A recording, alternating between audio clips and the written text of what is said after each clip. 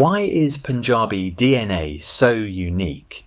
In the blood of modern Punjabis lies a puzzle, strands of DNA that never should have met, unless history itself is wrong. For generations, Punjab's identity has been told in a straight line, a proud North Indian heartland shaped by its rivers, fields and faith. But when scientists began decoding the Punjabi genome, the results overturned centuries of assumption. According to the 1000 Genomes Project 2025, Punjabis are among the most West Eurasian shifted people in all of South Asia, second only to the Pathans. Genetically, they lean closer to parts of Eastern Europe and Central Asia than to some communities just a few hundred kilometres east. The surprise didn't stop there. Deep genetic sequencing revealed that Punjab's ancestry is not a single origin story, but a 5-part fusion spanning tens of thousands of years. It begins with ancient ancestral South Indian hunter-gatherers, AASI, whose presence here reaches back over 40,000 years. Then came Neolithic Iranian farmers, arriving around 8,000 to 10,000 years ago, carrying the earliest seeds of agriculture into the Indus Basin. After 2000 BCE, a third wave thundered in, the Indo-Aryan steppe herders from the Pontic-Caspian steppe, bringing with them R1Z 93Y DNA haplogroups and elements of the Proto-Indo-European language family. Later, Middle Eastern traders and settlers from Persia and Arabia left their mark, followed unexpectedly by East Asian lineages from the Scythians, Huns and Mongols between the 2nd century BCE and 13th century CE. Every one of these migrations left measurable genetic signatures. Haplogroup R, 1A surging as high as 35 to 47% in Punjabi males. Haplogroup J, 2- a Middle Eastern marker, dash at roughly 24%. Even rare East Asian haplogroups, the C and O, can be found in small numbers, like faint fingerprints of forgotten warriors. Visualize it, a DNA double helix flowing like Punjab's 5 rivers, twisting into Indus Valley seals, morphing into Greek drachmas, and riding forward on Mongol warhorses. This land has been a migration highway for millennia, and yet one thread refuses to be explained. Because buried in Punjabi DNA is a mysterious sub-haplogroup found in certain communities, absent from known local lineages, unrelated to steppe, Middle Eastern or Indus ancestry. It is a ghost lineage woven deep into the genome with no recorded migration to account for it. And that leaves only one question. Who brought it here? And why? The answer begins 5,000 years ago, in a land called Sapta Sindhu. The 5 rivers carved a living map across the plains, and along their banks rose cities with straight roads, brick houses, and water that ran through the walls. Indus Valley Civilization, circa 3000 to 1500 BCE, not a rumour, but a grid you can still trace in Harappa, Mohenjo-Daro, and the Punjab heartland. These were not wandering tribes, they were engineers, farmers, traders, moving copper and shell, baking seals that spoke without words. But the clue to our ghost lineage does not start in a museum, it starts in a cell.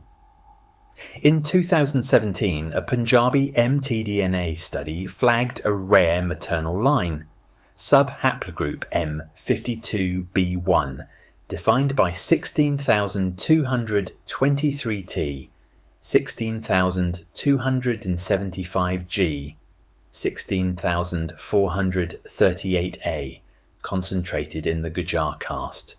The signal resurfaced in 2024 discussions as more Punjabi samples were added. It did not match the common local patterns. It did not ride in on steppe horses. It did not track with later Middle Eastern arrivals. It sat there, quiet, persistent, like a signature no one could forge. To place that signature, we went to Rakhigarhi. In 2019, ancient DNA from that site delivered a shock, a mix of AASI, ancient ancestral South Indian, plus Iranian-related Neolithic farmer ancestry and no steppe component. In plain words, before 2000 BCE, before the Indo-Aryan waves, Punjab already carried a deep fusion. Local hunter-gatherers braided with migrants from the Iranian plateau who brought agriculture circa 8,000 to 10,000 years ago. The genome matched the streets, planned cities, storage granaries, long-distance trade toward Mesopotamia, and dairy traditions that would echo for millennia. Listen to the plains. You can hear wheels in the night, boats on the Indus, cattle in the courtyards. You can feel the pressure of time.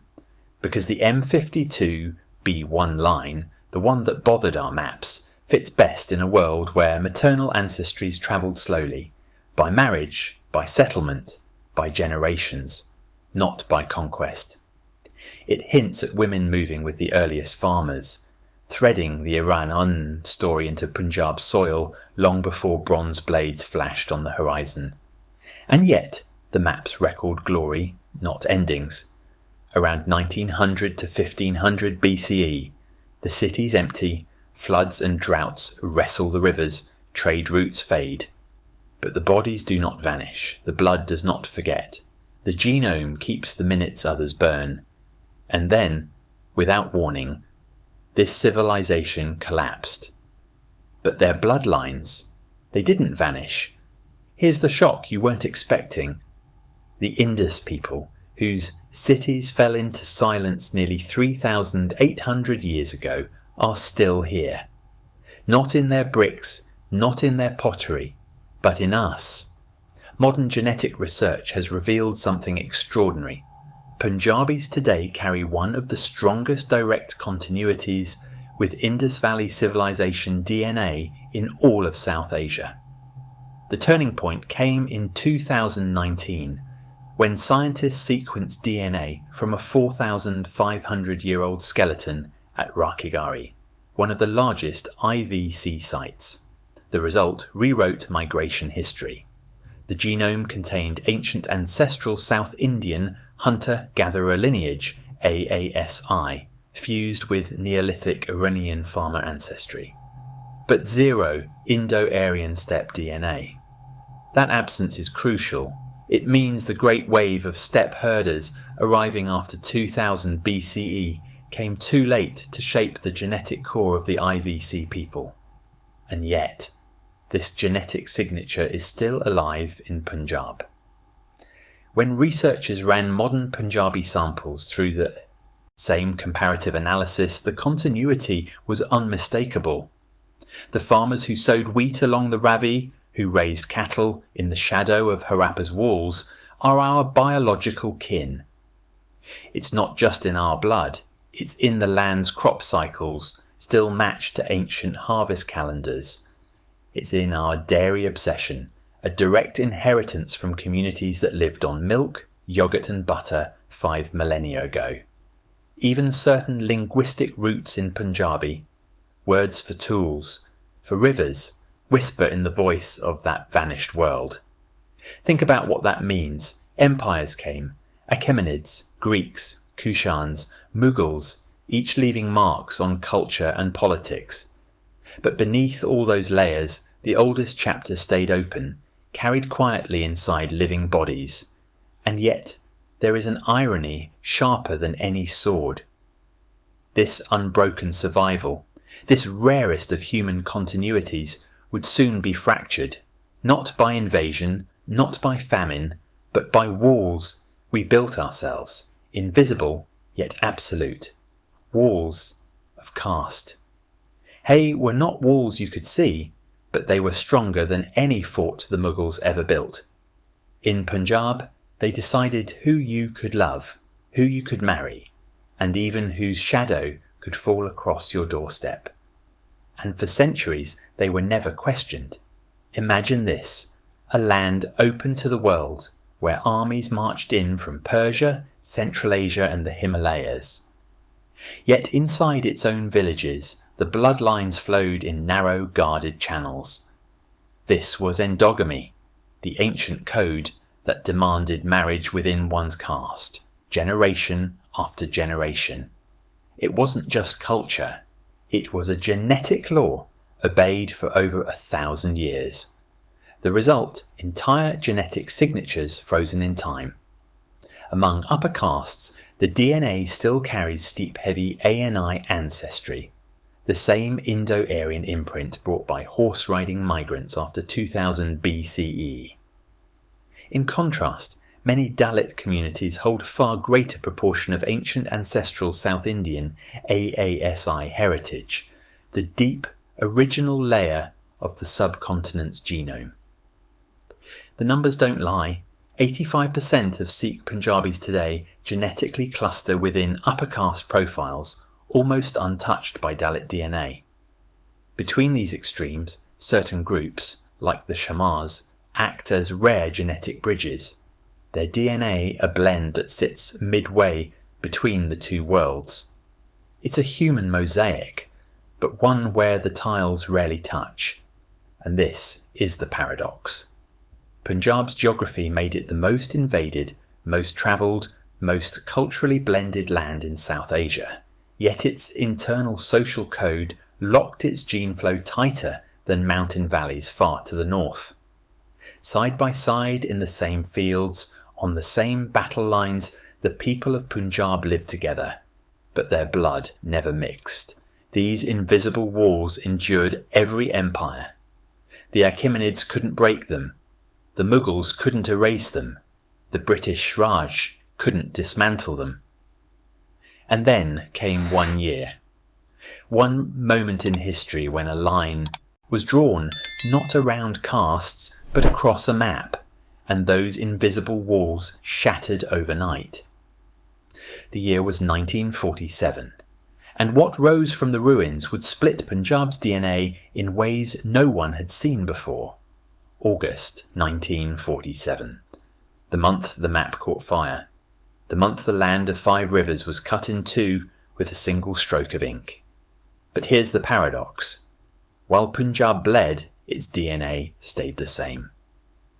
Partition was the largest forced migration in human history.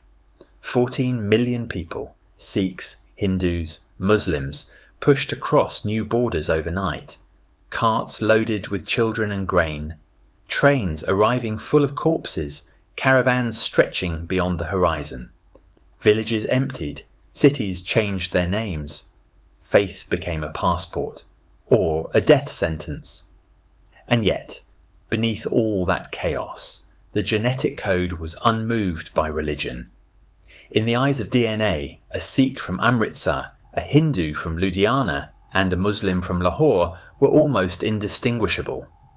They carried the same ancient markers, R1A, the steppe-born Y DNA line that rode in over 3,000 years ago, J2, the Middle Eastern signature of Neolithic farmers, L, tied to the earliest Indus Valley settlers. Partition had torn apart homes, but it couldn't erase the bloodlines that ran through them. There were differences, subtle but measurable. On the Indian side of Punjab, genomes tilted slightly more toward steppe Indo-European ancestry. Across the border in Pakistani Punjab, there was a faint but notable lean toward Zagros/Iran-related ancestry. A whisper from the Neolithic farmers who crossed the Iranian plateau 10,000 years ago. But these were shades of the same colour. Imagine it. A family split by the Wagah border. One branch in Amritsar, one in Lahore. Different flags, different prayers, different futures. But if you trace their paternal and maternal haplogroups, you would find the same deep ancestry, the same 1,000-year-old genetic threads, running unbroken from one side to the other. And yet, while the border didn't divide their DNA in 1947, something else began to stir. In one half of Punjab, a quiet custom, invisible to census records, hidden from history books, began to slowly shift the genetic profile. It was not war. It was not a famine. It was a marriage. And in just 2 generations, it started to rewrite the DNA of an entire people. Here's where the story takes a turn few expect. In parts of Punjab, especially across the border in Kabewala, the pattern wasn't random. It was deliberate. Generations of families choosing to marry within their own bloodline. Not just the same caste, not just the same village, but the same extended family. And in Kabewala, the numbers are staggering. 77% of marriages could happen between cousins. On the surface, this is not new. Records from colonial Punjab's agrarian surveys in the late 19th century mention the practice openly. In an economy where land was survival, marriage wasn't a love story. It was a contract to keep fields intact. Cousin unions ensured farmland stayed in the family, preventing it from splitting into smaller, less profitable parcels. But DNA tells a deeper story. Scientists studying Punjabi genomes noticed an unusually high level of homozygosity, stretches of identical DNA inherited from both parents. In genetic terms, it's a signature of close relative marriage over many generations. The effects can be double-edged. On one hand, it can amplify the presence of rare genetic disorders, metabolic conditions, hearing loss, certain blood diseases, which otherwise remain hidden. On the other, it creates ultra-distinct genetic clusters, so sharply defined that you can sometimes pinpoint a person's ancestry not just to a region, but to a single extended family network. Think about that. A population already shaped by ancient migrations, already layered with Indus, steppe, and Middle Eastern ancestry, now forming tight, sealed genetic circles in the modern age. The practice isn't uniform. Urban centres break the pattern more than rural ones, but in many villages it's as binding as any ancient law. And it has been happening for centuries, quietly reinforcing invisible genetic borders long after partitions lines were drawn on a map. This is where culture and biology meet, in a way history books rarely acknowledge. A tradition meant to protect family legacy is also sculpting the future genetic landscape of Punjab. But not all threads in Punjabi DNA were woven through farming fields and marriage alliances. Some came on horseback. Some arrived with arrows in their quivers and the steppe wind at their backs. But not from the west. Because another hidden strand in Punjab's DNA comes from warriors who rode in from the east. They came with arrows and left their faces in our children. For centuries, Punjab's story has been told as a meeting place of the south and the west. Indus farmers, Iranian traders, steppe herders. But deep inside the genome, there's a faint, almost ghost-like signal from the Far East. A trace of people who didn't build here, didn't farm here. They conquered, burned, and moved on. Yet some stayed. The first came around 150 BCE, the Scythians, nomads from the eastern steppes of Central Asia. They swept through the passes, their cavalry fast and silent, leaving coins and weapons scattered in the soil. Then, in the 5th century CE, the Huns descended, breaking empires and reshaping kingdoms from Central Asia to northern India. Their raids left more than ruins, they left blood. But the most famous, and feared, came in the 13th century. The Mongols, riders who could loose 6 arrows before your first hit the ground. They stormed through Punjab's plains in wave after wave, armies under the banners of Genghis Khan's descendants. Their rule here was brief, but their legacy wasn't. Today, geneticists can still detect it. A minor East Asian component in Punjabi DNA. Haplogroups C and O, rare in South Asia, appear like faint fingerprints of those ancient riders. The percentage is small, but it's enough to tell a story written in more than ink and stone. Even the human face remembers. In certain villages, you'll see epicanthic folds in the eyes, jawlines with sharper angles, phenotypic echoes of ancestors who came from lands where the winters were long and the grass never stopped moving. You might not notice it at first, but the genome does. And this is where the contradiction lies. For all the devastation these eastern invasions brought, they also became part of the Punjabi genetic fabric, a sliver of the East embedded forever in the West. But not all outsiders came from the steppes. Some didn't ride horses across mountains. Some came under sails, carried by winds from the heart of the Mediterranean. And when they arrived, they brought a connection to a world even older than the Indus itself. A stranger's face, carved into stone 2,000 years ago, still lives in the blood of Punjabis today. It is 326 BCE. The air is heavy with the heat of summer. Dust coils above the Indus River as the first glint of bronze appears on the horizon. They march in perfect formation, shields flashing in the sun, war elephants swaying under exotic banners. At their head rides a young king whose name would become legend, Alexander of Macedon. History says his campaign in Punjab was brief, but the genome tells a subtler story. Among Punjabi men today, scientists have found a rare marker, haplogroup 2, present in around 2%, yet almost absent in the rest of South Asia. Its roots lie far to the west, in the Balkans and southeastern Europe, exactly where Alexander's army began its march. In the language of genetics, even 2% is not a whisper. It's a traceable inheritance. Alexander didn't take all his soldiers home. Many stayed behind, some as part of garrisons, others becoming citizens of the Indo-Greek kingdoms that emerged after his death. For centuries, Punjab's Gandhara region became a cultural crossroads. Stone Buddhas wore flowing Greek robes. Carvings showed hair in tight Hellenistic curls. Coins carried Greek script on one side and Indian gods on the other. Artifacts that spoke of a land where two worlds merged. Over time, the Greek bloodline blended, diluted by waves of other migrations. Yet its fingerprints remain, faint but undeniable. It's not just in the DNA, it's in the art, the ruins, the very names of forgotten cities. A brief invasion became an eternal footnote in Punjab's genetic code. But here's the twist. This story isn't just about what the past left behind.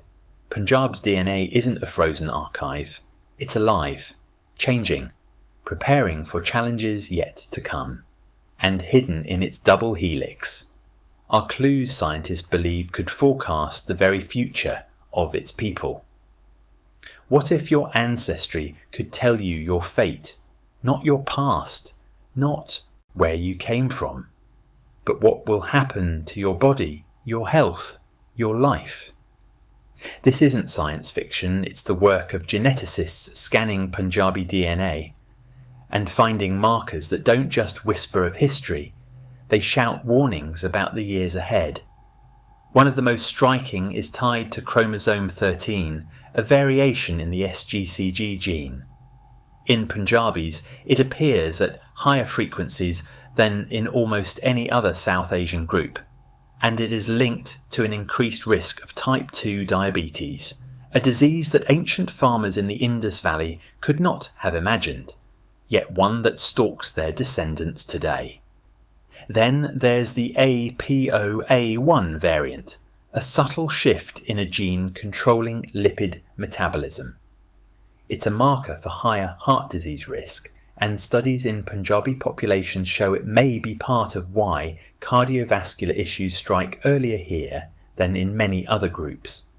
It's as if the genetic adaptations that once fueled survival, efficient energy storage, rapid fat use in times of scarcity, have turned into liabilities in a modern world of abundance. Even vitamin D metabolism tells a story. Variants affecting how Punjabis process sunlight into vitamin D remain common, a legacy of ancestors adapted to outdoor farming under intense sun. In today's urban indoor life, that adaptation can flip, contributing to deficiencies, weakening bones, affecting immunity. But perhaps the most remarkable is the lactase persistence allele, LCT13910*T, found in roughly 63% of Punjabis. This single genetic change allows adults to digest milk without discomfort.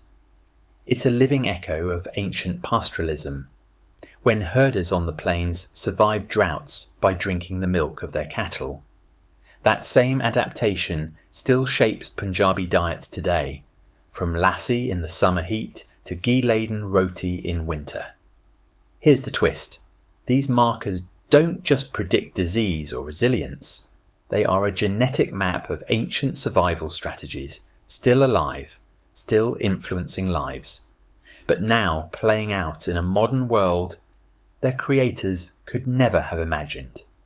And Punjabi DNA isn't staying in Punjab. These same markers, these ancient fingerprints, are now scattered across the globe, carried by migrations that have reshaped entire communities thousands of miles away. And in those far-off lands, Punjabi DNA is rewriting new stories altogether. 1,000 years ago, long before borders carved up the map, long before trains carried migrants across continents, the first great exodus began. Caravans rolled out of Punjab, not for trade, not for war, but for survival. Entire communities moved west, crossing deserts and mountains, vanishing into the horizon. For centuries their trail went cold. Historians argued over where they went, or if they ever truly existed. But DNA doesn't forget. In the genetic profiles of modern Roma, people in Europe, scientists have found unmistakable markers, echoes of Punjab carried across the centuries. 41% of Roma men belong to the same R haplogroup common in Punjab. Another 22% carry J haplogroups, tracing back to the Near East, but embedded in Punjabi lineages for millennia.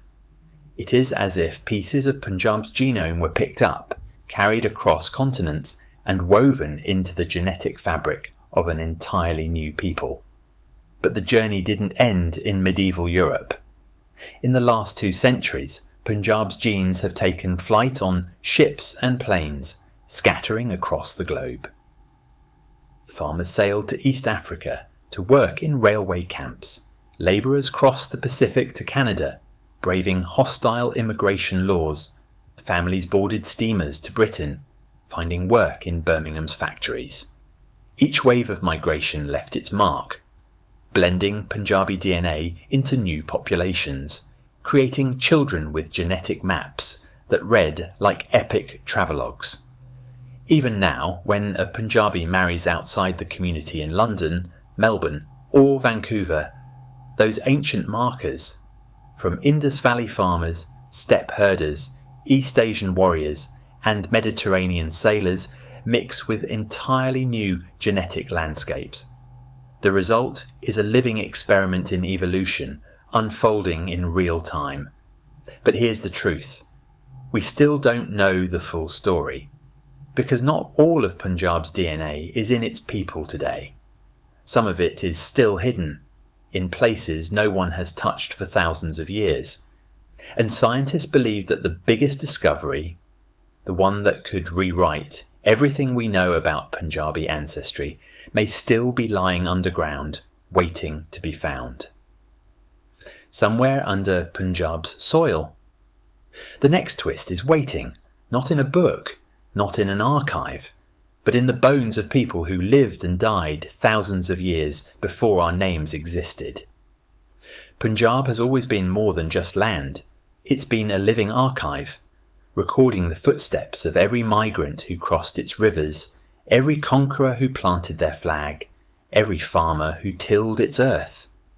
But archives are only as complete as the pages we've turned, and there are still chapters buried deep.